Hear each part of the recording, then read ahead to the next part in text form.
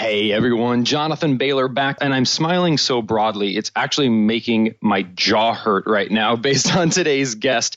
He is just a beacon of truth and light and inspiration, and he's pretty daggone jacked too, so that helps. He is just carpet bombing the internet with truth and insight and inspiration. He is certainly living the message he preaches. He's being the change he wants to see in the world.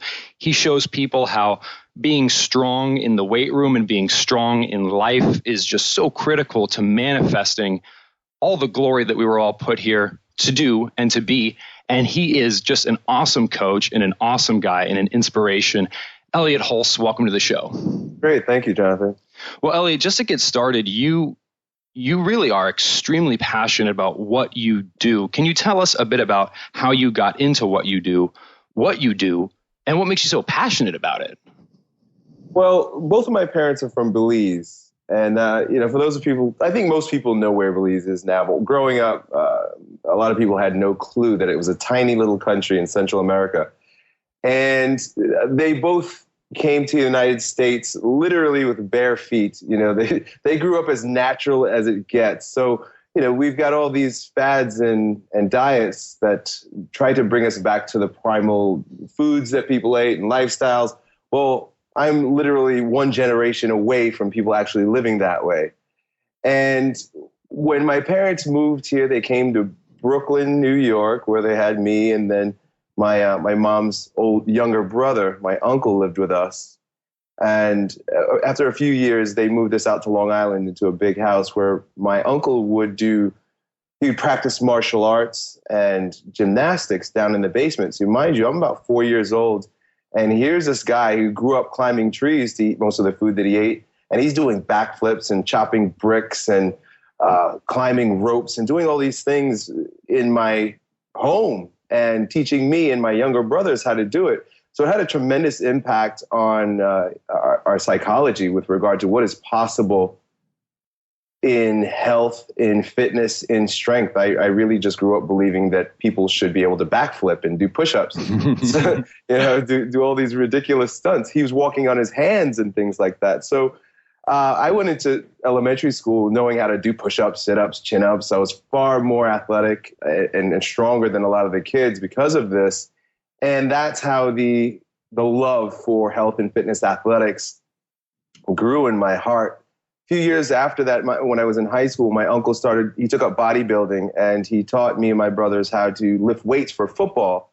And we got really good in sports and won an athletic scholarship to play football at Division I AA schools, and then studied exercise science in college, graduated, did internships, became a professional strongman. And this is a little bit where the story takes a kind of a turn. I was personally identified with growing stronger in strength and athleticism and sports, almost to the degree that, most people take their businesses or take their careers. I just wanted to go bigger and bigger and more and more.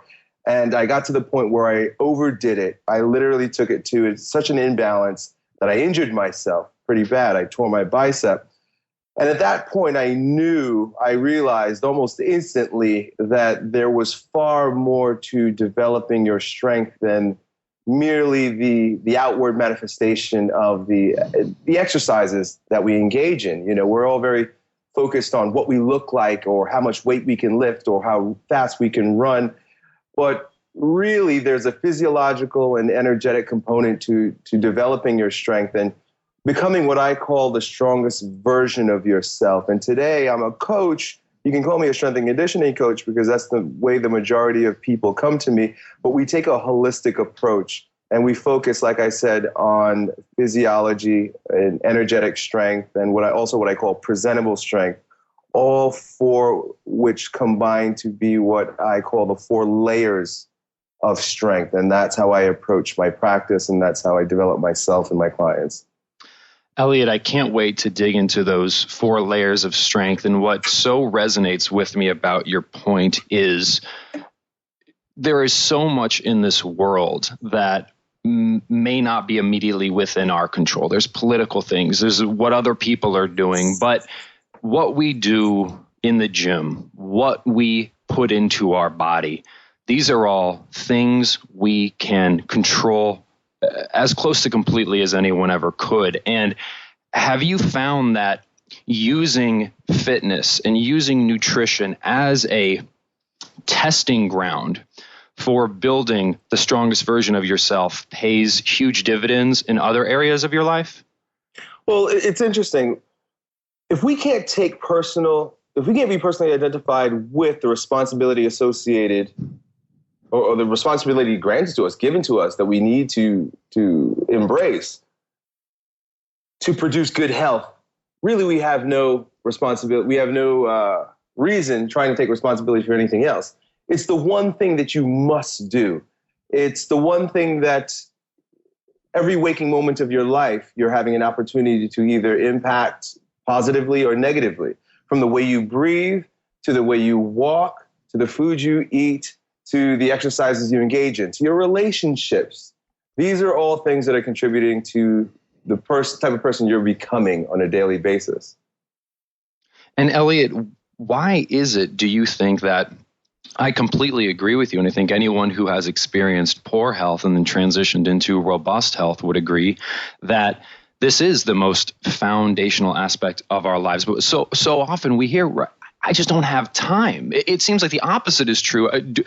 How do we not have time for this? You got to understand, too, this is the context through which you approach your entire life. Everything that you do comes from the sentiment from which it proceeds. You are the vehicle through which you approach life. If the vehicle is damaged, dysfunctional, depressed, it is not going to function at its optimal in any of the things you do. So if you're not taking good care of your health, your mind, your body, then to say that I'm too busy taking care of my children means that you are approaching that responsibility of caring for your children from a weak place, because you're weak. If you say that I've got a business to build or a career that I'm building, but yet I don't sleep well, I'm on all types of medications for things that I could probably get off the medications for if I just decided to meditate or to eat the right foods or to properly hydrate, to do the basic things that the human body needs to perform at its optimal level, then you're going to approach all those things from a weak place. Think of it this way. If you're strong, all of your actions will be strong. And Elliott, when you say strong, what you really mean is when you are behaving at an optimum level, when your mind is firing on all cylinders, when you feel good about yourself emotionally, mentally, when your relationships are strong, and also when your physical body is strong, but certainly not limiting it just to the physical body. Well, no, not limiting to the physical body, but I mean, then it begs the question, where does the physical body end and where does the mind begin? Because the way you think, now thinking is abstract, there are symbols, there are ideas, they're intangible, but the way you think is directly impacted by the quality of foods you eat and the health of your nervous system. So really, everything that you do is impacted by the health of your body. The way you stand, the way you breathe, the way you sleep, these are all things going to affect every other area of your life. We can't get away from it. Absolutely. That dualistic model of mind and body being separate has been disproven on many, many levels in many, many fields. So as we talk about this more holistic view, Elliott, you mentioned there are you use a term 4 layers of strength. Can we dig into that a bit? Well, the first and the most superficial layer, the one that most people are focused on because we can see it in the mirror, is what I call neuromuscular strength. And it is how the mind literally integrates into the tissue of our body, but mainly the muscular tissue of our body. And being a strength coach, and a bodybuilder, strongman, and anybody who's involved in fitness, they will agree that exercise is important, is going to focus on and bring you into the realm of fitness through movement. You see, so taking care of movement, taking care of your muscle, your tissue is very important. But one layer deeper than that, which impacts neuromuscular strength to a tremendous degree, is your physiological strength. So if your digestive system is dysfunctional because there are foods that you're intolerant to, or you've got fungal and parasitic infections, or you're eating foods that are highly processed, or your digestive system is damaged due to the high amount of antibiotics that you've taken, then I will guarantee you that it's a fact that your neuromuscular system will not function optimally. If there's visceral inflammation, it projects itself outward towards the most superficial layer. If your hormones are imbalanced because you're stressed out, you're not sleeping well, this is going to impact your neuromuscular system also. You've got to consider that. So that's all physiological strength, the digestive system, the hormonal system, and that has to be considered. But if you go one step even deeper to the third layer of strength, which I call energetic strength, it really is your psychological profile. How are you thinking? How are you perceiving the world?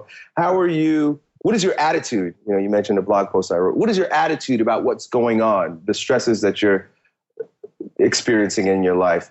Or what type of defenses have you adopted and doesn't allow you to perform optimally in your life? So really, you got to consider the mind. And finally, the fourth layer of strength is, well, what are you going to do with all of this? We spent all this time developing your strength, your physiology, your psychology. The real test of a person's performance is how well he serves other people. And I use this term presentable strength as a play on words because it's how well are you presenting your strength to the world, as well as what type of present are you offering to the world? What kind of gift are you offering to the world? I love it. I love it. So we empower others. That comes from a source of having that mind and spiritual strength, which then is preceded by the physiological strength, which is a level deeper beyond our neuromuscular strength. And Elliott, what so resonates with me about your message and just your person in general, your presentable strength, as you call it, is so often in the mainstream media when it comes to health and fitness, we live in a world of quick tips. These 7 tips, these 4 things you can do tomorrow. Yeah. And in some ways, your message, and I hope to some extent my message, is the antithesis of that. And it might not be as popular, but it's not about a quick tip.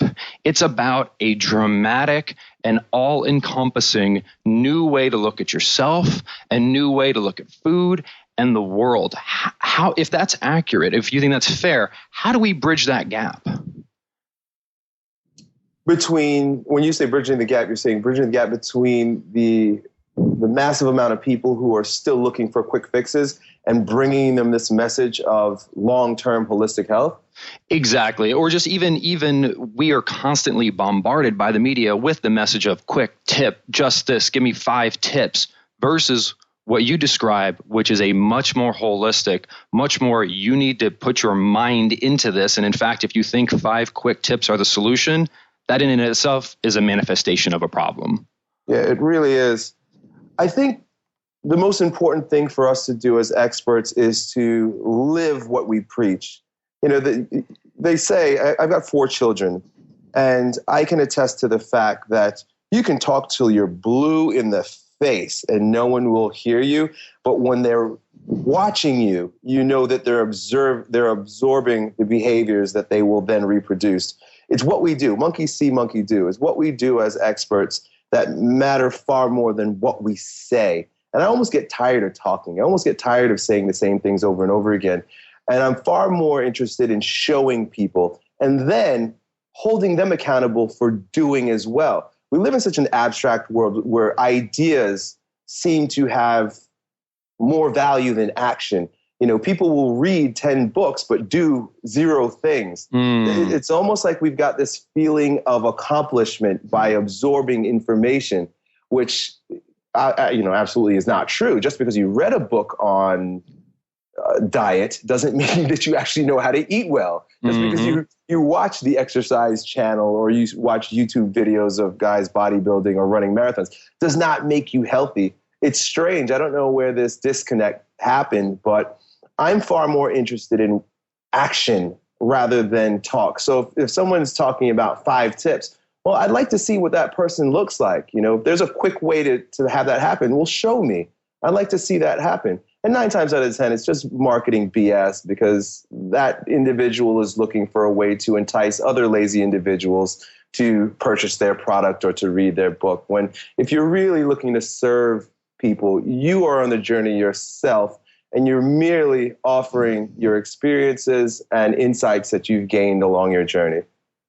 Elliott, I love it. And to do this, so if our motivation is as shallow, and I don't mean shallow in a derogatory sense, but I mean it's really not inspirational to wake up in the morning and for your goal that day to be, let's say, make the number on the scale go down, because I know that's a goal for a lot of listeners. But if that's your goal, if your goal is uninspirational and not tapping your deepest self, then to me, it makes sense how, I'm just going to look for 5 quick tips because I'm not really motivated. But how do we, when you talk about presentable strength, when you talk about being the change you want to see in the world, when you talk about living a life that inspires others to fully live their lives, to me, these are much more deeper motives. To me, these tap into a much more deeper and meaningful sense of us as people. And because of that, they can inspire this deeper change. So how do we move away from trying to make the scale happy, shallow, and how do we move towards trying to make the world a better place? Because that's really where it seems we might draw some more power. We're conditioned to think small and to think in boxes. If you just look at the school systems, we're taught at a very early age to sit down quietly in our little space and to fall in line and to give the right answers and to listen to the leader at the front. We're very quickly taken from a very expansive being down to how quickly could we put this person into a box and put that box into a category.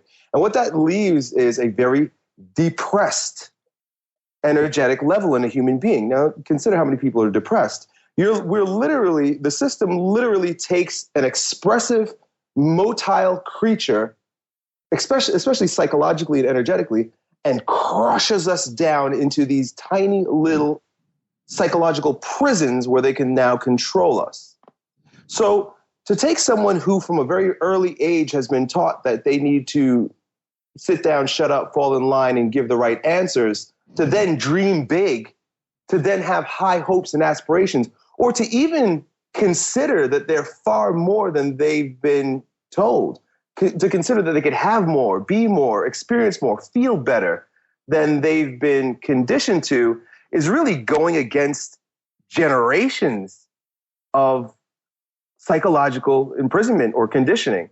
So it's a little strange for me because I'm one generation removed from people who climbed trees and threw spears, and then coming to this country and being an offspring in that regard and being told I have attention deficit disorder and whatnot, I quickly rejected what the system was telling me I was able or unable to do. So I have a bit of a rebellious attitude towards it. But I find so many really good, smart, talented, good-looking, capable people who live their lives in tiny prisons of their own fashioning.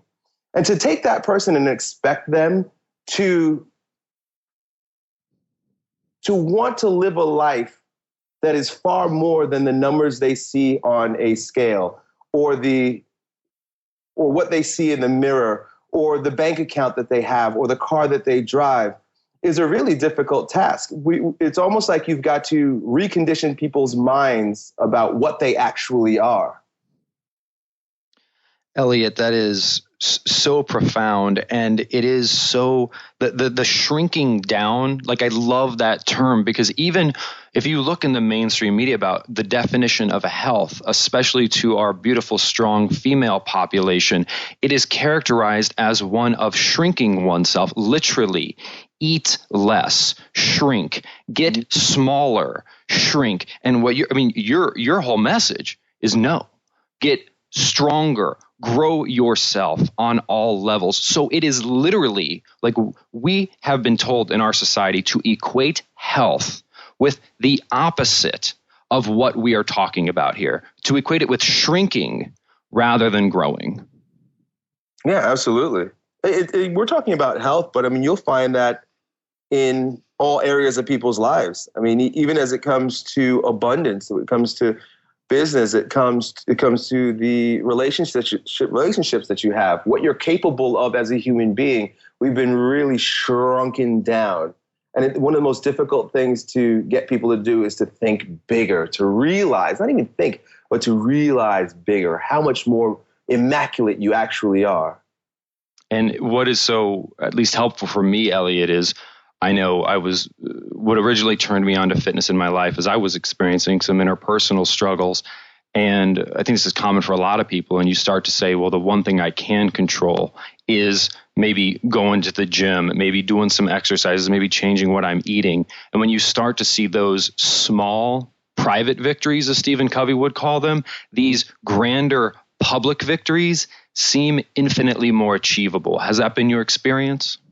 It's always the tiny habits that I tell people to begin with, especially if you're coming in and you're really far off track, immensely overweight, sick, depressed. It's usually very tiny little habits. You mentioned Stephen Covey. And the health habits, if you will, if there are 7 health habits, are pretty simple. It's breathing properly, just getting oxygen in your body.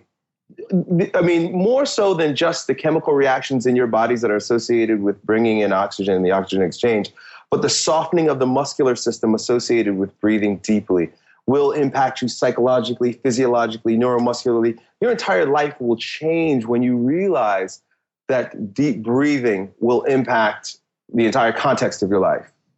Then there's simple things like drinking water. I'm always shocked at how many people just don't drink water. They want to achieve all these health and fitness goals, and you ask them, well, how much water do you drink a day? Well, I don't like water. Well, what do you drink? Well, I drink milk and Gatorade. I'm like, well, you realize that your body's made up of mostly water, and you're not putting that back into your system. How could you expect to feel well? How could you expect not to be constipated 4 out of the 7 days a week? How could you expect not to be tired in the middle of the day when you should just be getting going? Simple things like sleeping. I'm again shocked at how many people just don't get enough sleep at night. They stay up way past midnight. They're up super early, and they think they're performing well, but they have no idea that they just missed out on huge anabolic windows for repair and growth. And then they wonder why they're always catching colds, or they're wondering why they get these chronic heart and cancer diseases. So really, it's like you said, it's very simple things. I tell people just go for a walk every day and drink water. If you can't do that, then I don't want to talk to you about complex training ideas. I don't want to talk to you about the 101 different diets that are being promoted. You're not drinking water, you're not sleeping. Forget it. Elliott, I want to be really respectful of your time here, and I feel such a resonance with you. I could literally talk with you all day. There's one other thing that I wanted to cover. And this is something that I know I'm going to have to hold myself back on a little bit. And I know you get passionate as well, but you do such a great, like what you just gave, like there's these basic things, and you do a really good job of saying, if you can't get these basic things right, like stop worrying about other things. And it might not be popular the way you present it, but you tell the truth. And how do you react, Elliott? So often, I mean, I know how you react because I've watched a lot of your videos, but more toned down in terms of our listenership here. And folks, do check out Elliott's wonderful resources. He's got an amazing YouTube channel, wholestrength.com. Check it out. It's good stuff. But what you're talking about here, Elliott, eating well, sleeping well, taking care of yourself. People say, that's lame. It's lame to do that. Like, I just want to party and I want to have fun. Life is about enjoyment. Elliott and Jonathan, why are you being so lame? Well, here's the thing. I like to party. I love to enjoy. I mean, I love having barbecues every weekend. I know how to have fun with the best of them. But guess what? I'm having 10 times more fun than the person who has a sick, sad, depressed body. Because 90% of the time, well, 100%. I sleep well every night. I drink tons of water every day. I exercise every single day. And guess what? If it's a Friday night and I go out for a date with my wife, or I go to a barbecue on Saturday, I'm full of piss and vinegar. I'm having a great time. I'm able to have great conversations with people. I'm able to do the things I want to do, say the things I want to say, feel the way I want to feel. So the people who are saying this is lame are usually the ones who, they have a few drinks and they're ready to pass out, and they're scratching themselves all over because they've got fungal infections. They're complaining about the medications that they're on. That's not fun to me. Yeah, it certainly seems that self-destruction isn't sexy or cool. And it just seems sad when it is portrayed that way and presented that way. Yeah, that catches up on you. There's nothing wrong with having a good time, but wouldn't you want to? It's almost like, if you would like to drive fast. Well, what kind of vehicle are you going to drive fast in? You've got a buggy. Well, it's not a high performance vehicle. And you put cheap gas in it, or you've got an Aston Martin. I'd much rather be an Aston Martin if I enjoy going fast, because it's a high performance vehicle and you put high performance oil and gasoline in it.